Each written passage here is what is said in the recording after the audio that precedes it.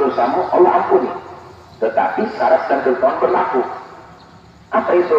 Perintah agar engkau bersujud kepada Adam tidak dicabut, masih berlaku. Maka sekarang kau datangilah makamnya Adam dan bersujudlah di depan makam Nabi Adam.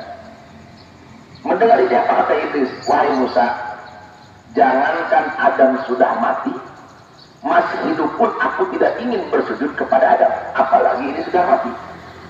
Tapi itulah satu-satunya syarat kalau kau ingin diterima taubatmu. Apa kata Iblis? Lebih baik taubatku tidak diterima oleh Allah daripada aku harus bersujud di depan Adam. Betapa luar biasa sombongnya Iblis. Kenapa? Karena Iblis tidak mau bersujud. Nah, oleh karena itu syarat yang kelima agar kita diakui sebagai umat Rasulullah adalah kita hendaknya selalu bersujud. Artinya merendahkan diri di hadapan Allah. Dengan kita bersujud, maka semua yang ada di dalam diri kita, jabatan, kekayaan, itu akan lepas. Di dalam fikih, ketika baginda Nabi ditanya oleh sahabat, ya Rasulullah, ketika bersujud, apa saja yang harus nempel di atas sajadah? Ulama fikih akhirnya memberikan kesimpulan bahwa ada 7 anggota badan ketika kita sujud. Namun yang menarik, ketika Rasul menjelaskan bahwa yang wajib nempel di atas sajadah adalah jubah. Jubah itu tidak, tetapi tangan Nabi menunjuk hidung. Jadi ketika Rasul menjelaskan bahwa ada 7 anggota tubuh yang harus nempel ketika sujud, yang pertama adalah jubah, sarang, jidat, yang kedua kafaini, yang ketiga rukbataini, yang keempat rijlaini. Jadi kaki 2, lutut 2, tangan 2, jidat 1, berarti 7.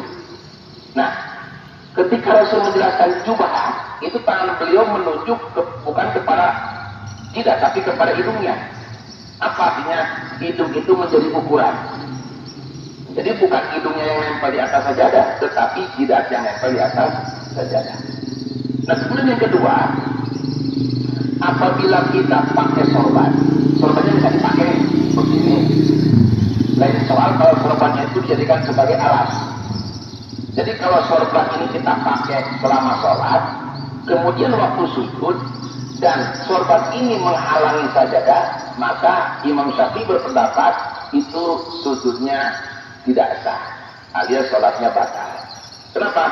Karena sorban ini benda yang bergerak.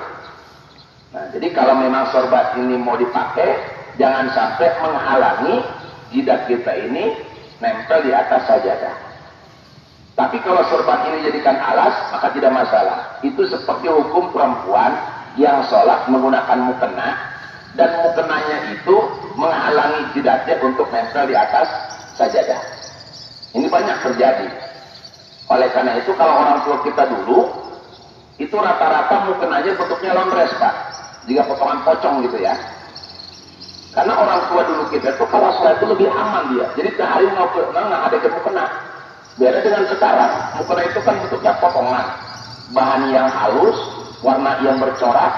Akhirnya ketika sholat, eta kaum ibu lamun sholat kaum berparawet, kaum ngade-ngade ke mukena baik. Karena secara fikih ketika dia akan sujud, mukenanya itu menghalangi jidatnya untuk nempel di sajadah, maka ulama fikih berpendapat tidak sah sujudnya. Kenapa?